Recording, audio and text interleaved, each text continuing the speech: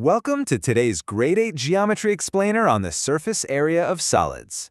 You know, geometry is really all about visualizing the world around us. So today, we're going to take three-dimensional shapes, peel them apart, and figure out exactly how much space covers their outsides. We're going to make the math behind this literally as simple as folding a piece of paper. Here's our roadmap. We're going to start by unfolding the third dimension, then tackle rectangular solids and cubes, move on to cylinders and spheres, solve a created example together, and finally wrap up with a quick recap and a real-world transfer question. All right, let's jump right into section 1, unfolding the third dimension. Okay, so to really wrap our heads around surface area, I want you to imagine taking a normal cardboard box, grabbing some scissors, and cutting along the edges until it's completely flattened out on a table. We call this flattened out shape a solid's net. It's basically a 2D pattern that unrolls a 3D object to reveal every single flat face it has. And the surface area? Well, that's simply the square measure of the total area of all those flat sides added together. Once you're looking at a net, a complex 3D shape just turns into a collection of really simple 2D rectangles, squares, or circles. It's like a giant puzzle laid out flat. Moving right along to section 2, rectangular solids and cubes. Now that we know what a net actually is, let's apply it to a rectangular solid. If you unfold a rectangular crate, you're going to see exactly 6 rectangles. But here's the cool part. They aren't just random. They group perfectly into 3 identical pairs. You've got your top and bottom faces, your front and back faces, and your left and right side faces. And that grouping right there is what gives us our surface area formula. Instead of finding the area of 6 completely different rectangles and adding them up, we can just find the area of one face from each of the 3 pairs and multiply by 2. So, it's 2 times length times height plus 2 times length times width plus 2 times width times height. Add all that up, and boom, you've got your total surface area. Time for our first pause check to test that active recall. Now, a cube is just a special type of rectangular solid, where the length, width, and height are all exactly the same, right? So if a cube has 6 identical square faces, and one face has an area of s squared, what's the total surface area formula? Go ahead and pause the explainer right now, think it over, and hit play when you're ready. All right, welcome back. If you guessed s equals 6s squared, you totally nailed it. Since a cube's net unfolds into exactly 6 perfectly equal squares, we don't need some long, drawn-out formula. We just calculate s squared for one single face and multiply it by 6. S equals 6s squared. It really is that straightforward when you let the net do the work for you. Let's keep this momentum going with section 3, cylinders and spheres. Let's see how all of this works when we introduce curves. Think of a cylinder, kind of like a can of your favorite soda. If you were to carefully snip off the top and bottom metal lids, you'd get 2 circular bases. Then, slice the paper label straight down the side and unroll it. Surprise, it's not some weird curved shape at all. It's literally just a standard rectangle. A cylinder's net is really just a rectangle sandwiched between 2 circles. And our geometric formula connects to this net absolutely perfectly. Look at the first part, 2 pi r squared. Well, since the area of one circle is pi r squared, multiplying it by 2 covers our top and bottom circles. The second part of the formula, 2 pi r h, that measures the unrolled rectangular label. But hang on, where exactly does 2 pi r h come from for a rectangle? That actually brings us to our second pause check. We know the height of that rectangular label is h. But the formula says the length of the unrolled label is 2 pi r. So why is the length 2 pi r?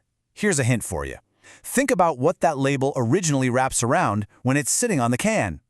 Pause the explainer now and see if you can figure out the reasoning. Okay, did you get it? The crucial point here is that the rectangular label has to wrap perfectly around the outer edge of the circular base. That means the length of this rectangle has to be exactly identical to the distance around the circle. And what do we call the distance around a circle? The circumference. The formula for circumference is 2 pi r, which means the length of our rectangle is also 2 pi r. You multiply that length by the height h, and you get 2 pi r h for the rectangle's area. Pretty neat, right? Now, a sphere, like a basketball or a globe, is a bit of a geometric rebel. It doesn't unfold into a nice, neat 2D net of polygons and flat circles because it is completely curved in literally every direction.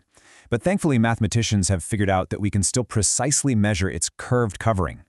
The formula for the surface area of a sphere is s equals 4 pi r squared. Just remember that for any given radius r, the surface area of the sphere is exactly 4 times the area of a circle with that very same radius. All right, moving right into section 4, solving a created example. Let's actually put these formulas to work by solving a structured example together. To make sure we don't miss anything, we're going to use a super reliable 7-step problem-solving strategy. Read and draw the problem, identify your goal, name your variable, translate this into the formula, solve the equation, check your math, and finally, state your answer in a complete sentence. So here's our created example. Steps 1 and 2. Read the problem and identify our goal. We need to find the surface area of a rectangular solid crate. Our given dimensions are a length of 4 inches, a width of 2 inches, and a height of 3 inches. For step 3, naming the variable, let's just let S represent our total surface area. Moving to step 4, we translate all this right into our formula. So, S equals 2 times 4 times 3, plus 2 times 4 times 2, plus 2 times 2 times 3. That represents the area of our 3 pairs of flat faces. When we multiply those out, we get S equals 24 plus 16 plus 12. For step 5, we solve by adding those products together. 24 plus 16 gives us 40, and 40 plus 12 brings us to a final numerical calculation of 52. And hey, I highly encourage you to do a quick mental check here, that's step 6, just to make sure those multiplication and addition facts are solved. Finally, executing step 7, we report our final answer in a complete sentence just to bring context back to the number. The surface area of the crate is 52 square inches. Notice how we're taking special care to say square inches. Because surface area always represents 2D space covering the outside of the 3D solid, we absolutely must report our answer in square units. If it were volume, it'd be cubic, but for surface area, it's always squared. And that brings us to section 5, recap and transfer question. You've done a fantastic job sticking with me so far. This table beautifully summarizes everything you should really take away from this explainer. It shows exactly how the physical net of a solid builds its mathematical formula. 6 rectangles for a solid, 6 squares for a cube, 2 circles and a rectangle for a cylinder, and exactly 4 pi r squared for our completely curved sphere. The secret here, understand the net and you don't just blindly memorize a formula. You actually understand where it comes from. Now for our final transfer question. I want to leave you with this thought to ponder. Let's say you were hired to paint the outside of a massive spherical water tower. How would knowing its exact radius save you money on paint?